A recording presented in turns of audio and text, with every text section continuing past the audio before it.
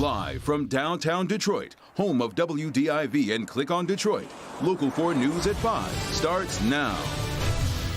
Mayor Duggan tapping Detroit's interim police chief to become the permanent police chief. Not quite official yet, however. Pfizer's COVID vaccine gets full approval from the FDA, but what does it exactly mean and what changes now?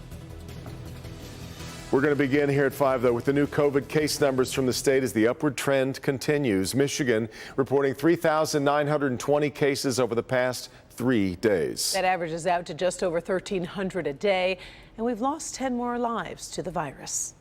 The number's unsettling right now, but positive news on the vaccine front is today the FDA granted full approval to the Pfizer COVID-19 vaccine for people age 16 and older. And that is the shot that more than 92 million Americans have already received. Today, President Biden called on unvaccinated Americans and their employers to take action. Those who've been waiting for full approval should go get your shot now. The vaccination is free, it's easy, it's safe, and it's effective. And it's convenient. Today I'm calling on more companies, I should say, in the private sector to step up with vaccine requirements that'll reach millions more people. Full approval is expected to bring more employer mandates at businesses large and small. It also clears the way for Pfizer to begin advertising its vaccine directly to consumers. With a closer look at what else today's approval may bring, we are joined by our own Dr. Frank McGeorge. Frank? Yeah, Karen and Devin. So another big change actually is the name. Instead of calling it the Pfizer mRNA vaccine, you're going to begin to hear its new brand name. It's called Comirnaty, which is actually kind of a mashup of the words COVID, mRNA, and immunity. You get it? Comirnaty. I don't love it, but no one asked me. But hopefully public perception will also change. Some, an FDA-approved COVID vaccine may instill in them the confidence to go and get vaccinated. FDA Commissioner Dr. Janet Woodcock knows how important full approval is for many people. In fact, a Kaiser Family Foundation survey found it made a difference to 3 out of 10 people. Working around the clock, FDA staff were able to complete the evaluation of this biologics license application in just over 3 months. Today's full FDA approval of the Pfizer mRNA vaccine, Comirnaty, involved more than just a review of the initial data submitted for the emergency use authorization. More than half of the original trial participants were followed for safety outcomes for at least 4 months, and overall, about 12,000 recipients were followed for at least 6 months. As part of the full approval process, effectiveness data was studied in about 40,000 vaccine and placebo recipients, and the vaccine was found to be 91% effective in preventing COVID-19 disease. It should be noted, this full approval is only for people over 16 years old. Use in the 12 to 15-year-old group is still under emergency use authorization because 6 months of follow-up data is still being collected on that age group. Today's approval also does not have any effect on children younger than 12.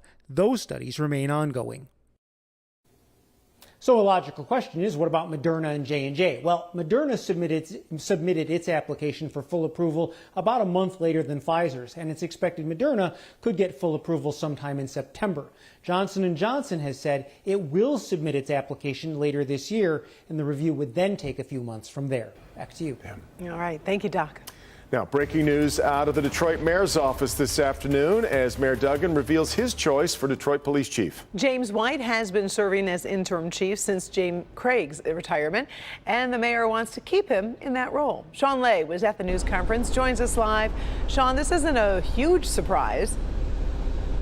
Correct. The mayor even said so, the least kept secret in the city. However, 44 people from around the country were trying to get this chief's job. It all came down to 3 finalists. One is Michael Cox, the Ann Arbor police chief. The other is Wayne County Chief of Jails Ronald Dunlap. But as you mentioned, Chief White is the mayor's pick. I am extremely honored and humbled to be here today, and I want to thank all of the community partners that I have behind me. The wonderful words that have been said from the union leadership and certainly our community. Chief James White is Mayor Duggan's pick to lead the Detroit Police Department. I think anybody in this city who has watched the way James White has handled himself in the last 2 months feels very good about where the Detroit Police Department is heading. Since day one as interim chief, White says his department would attack violent crime. Since June 1st, when White took over, the city is seeing a drop in homicide. We're experiencing a 20% overall crime reduction. Local judges tell us Chief White told his officers to get illegal guns off the streets, and they are doing just that at a record pace, seizing 1,900 firearms so far, making 1,500 gun arrests. And White says working with the community is the key to all of this. Detroit NAACP President Wendell Anthony agrees. Detroit has been blessed to the degree that we've been able to work cooperatively with the police department. We can have safety and security at the same time. We can respect the police, and the police can respect the community. Back here live when Chief White said there was a 20% drop in crime across the city under his short watch so far. The department has clarified that. He says the department is saying that's a 20% drop in homicides and non-fatal shootings. Meantime, not a done deal yet. City Council must approve the mayor's pick of Chief White. We're live downtown tonight. Sean Lay, Local 4, back to you. Stay on that. All right, Sean. All right, we do have some serious heat in our forecast. Plenty warm today. Local forecasters are saying 90-degree temps coming tomorrow. Here's Andrew with more. Andrew? Exactly right, and feeling even higher than that. First, we have some of the high heat with warmer than average conditions, hotter than average conditions. We add humidity on top of that. Then you're talking about that heat index easily in the 90s tomorrow. Currently, we've got 82 in Pontiac, 84 for our friends over at Metro Airport, 84 also in Ann Arbor. All these temperatures above average, and the sun is blazing out there even as the sun sets. Remember the sunblock even before heading out if you know you're going to be out for more than 30 or 60 minutes. Now, the heat index and temperature so far, they've almost been one and the same, or the heat index has been higher by just a couple of degrees. So far the humidity is pretty tolerable. We have dew points in the upper 50s and low 60s, but these really shoot up tomorrow. It also means an increase in our chance of showers and thunderstorms. Now, this evening, there's no storm activity that I have in the forecast, but starting tomorrow, at least a chance of scattered showers and thunderstorms each day through Friday. Now, what does that mean in terms of temperatures beyond tomorrow? More on that in your 7-day forecast coming up. Andrew. A Clarkston man is charged with threatening Governor Whitmer. A 31-year-old, Kevin Daw, charged with 2 counts of malicious use of telecommunications services. The Attorney General's office says Daw sent the governor threatening messages that included vulgar language and told her to take shelter. Daw was released on $500 bond after turning himself in, faces up to 6 months in jail for each charge or a $1,000 fine or both. Planes full of refugees from Afghanistan continue to land in the U.S. as President Biden's August 31st deadline for getting all troops out approaches. The president saying he may extend that deadline, but the Taliban is pushing back on that idea. Alice Barr has the latest from Washington. Good evening. Evacuations are rapidly increasing out of Afghanistan's capital, with the U.S. military acknowledging it has gone beyond the airport in a couple of instances to safely bring Americans in. But the Taliban's patience for U.S. operations may be running short. A deadly firefight at Kabul airport today, highlighting the intense danger U.S. forces face as they work to evacuate as many Americans and allies as possible. We are trying to get Americans out wherever they may be in Afghanistan.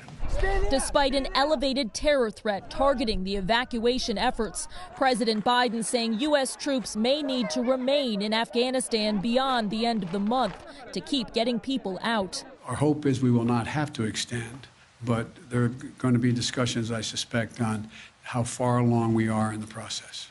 But the Taliban is warning the U.S. would be crossing a red line if it kept troops in the country beyond the self-imposed deadline of August 31st. That is the mission that had been signed by the commander-in-chief, assigned to us, and that's what we're trying to execute. The U.S. has helped evacuate roughly 37,000 people since the Taliban takeover began, more than 10,000 over the past 24 hours alone.